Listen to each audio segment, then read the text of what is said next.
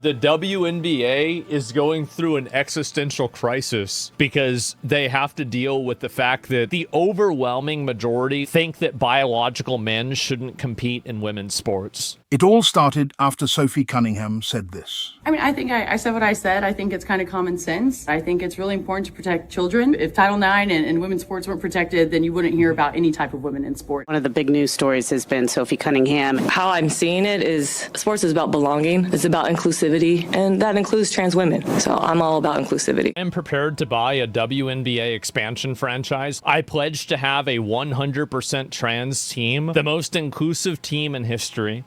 Head coach Cheryl Reeve protesting Sophie Cunningham, saying that men belong in women's sports. Well, we see Cheryl Reeve wearing a shirt today in support of trans kids. Trans kids belong on the shirt. They belong in child protective services because they were a victim of grooming by their parents, most likely their mother. And yesterday, Cheryl Reeve spent a lot of time talking at length with the media about this topic. This person is preferencing an ideological dogma over an observable reality. That's scary. You don't want cultists running your life. Cheryl Reeve, the coach who wore a Trans Kids Belong shirt to troll Sophie Cunningham, gets upset whenever men take coaching jobs from women. And so to this day, we still don't have more women coaching in college basketball than we do men. In comes the NBA folks again, who had cast us aside for many years. Cast you aside? They're subsidizing you. What do you mean? You're biting the hand that feeds you. What? And then we have more men that we need to get on this right away, and we can't let this happen. And it's also not great if we end up pushing out a bunch of women in favor of men who bring